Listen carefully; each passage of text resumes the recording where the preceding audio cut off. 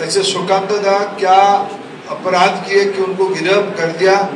बंगाल में एक घिनौनी घटना को विरोध करते हुए, प्रतिवाद करते हुए भारतीय जनता पार्टी जनता की मुद्दे को लेके आंदोलन कर रही थी। मेरे को बताया गया सुकांत दा उसका लीड कर रहे थे।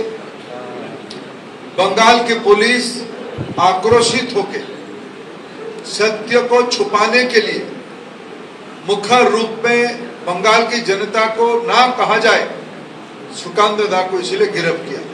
কসবাকাণ্ডের প্রতিবাদে গতকাল পথে নামে বিজেপি, যেখানে গড়িয়াহাটে প্রতিবাদ কর্মসূচি ছিল সুকান্ত মজুমদারের নেতৃত্বে এবং সেখানেই তাকে আটক করা হয়। মোট 65 জনকে আটক করে নিয়ে যাওয়া হয়। গতকাল দুপুরে গ্রেফতারের পর আজ সকালে মুক্তি পেলেন সুকান্ত মজুমদার। প্রায় 14 ঘন্টা পর মুক্তি পেলেন সুকান্ত মজুমদার এবং লকআপে রাত কাটলো তার। সুকান্ত মজুমদারের সঙ্গে ছাড়া পেলেন জগন্নাথ তমকদোরাও। তবে কেন গ্রেফতার করা হলো তার সদুত্তর দিতে পারেনি পুলিশ। গণতন্ত্রের বদ্ধভূমি পশ্চিমবঙ্গ, আজকে মুক্তি পাওয়ার পর মন্তব্য সুকান্ত মজুমদারের।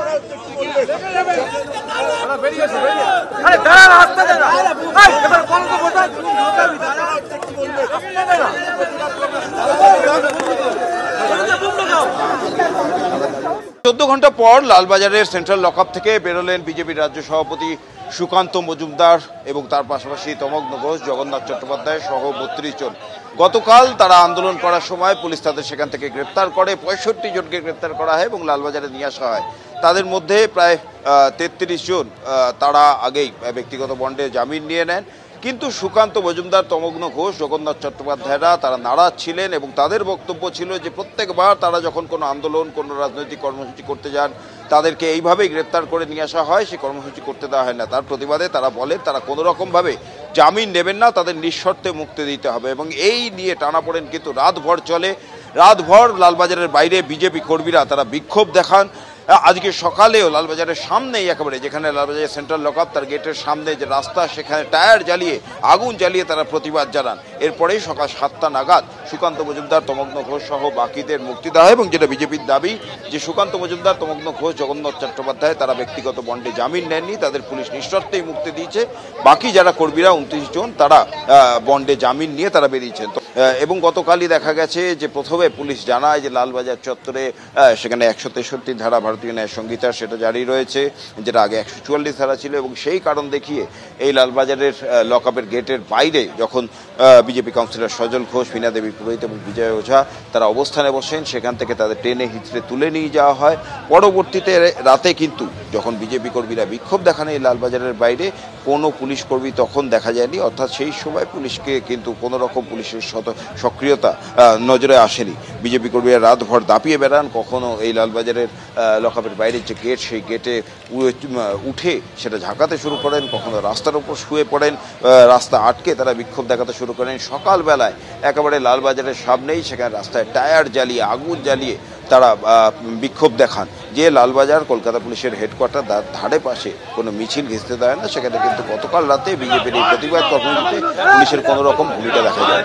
ক্যামেরায় পার্থপ্রতিম রায়ের সঙ্গে প্রতিদিন ভট্টাচার্য, এবিপি আনন্দ, লালবাজার।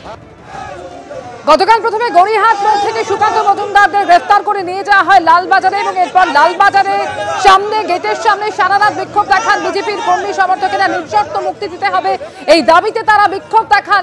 অবশেষে 14 ঘন্টা পর আজকে মুক্তি পেলেন সুকান্ত মজুমদার এবং তিনি বেরিয়ে এসে যে অভিযোগটা করলেন যে রাজ্যে গণতন্ত্র নেই, গণতন্ত্রের বদ্ধভূমি পশ্চিমবঙ্গ। লালবাজার থেকে ছাড়া পাওয়ার পরই রাজ্যকে এভাবেই আক্রমণ করেছেন বিজেপির রাজ্য সভাপতি সুকান্ত মজুমদার।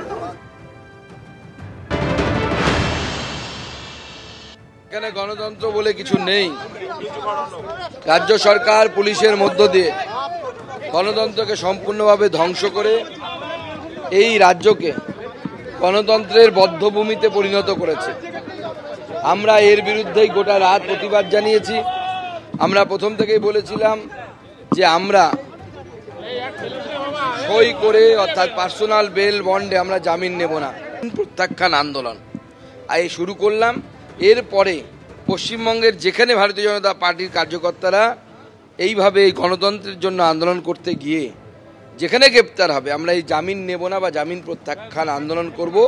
আমরা দেখতে চাই যে পুলিশের বেশি ক্ষমতা না বিজেপি কার্যকর্তাদের ক্ষমতা, কত জেল আছে আমরা পশ্চিমবঙ্গ পুলিশের সেটা দেখতে চাই। Thank you.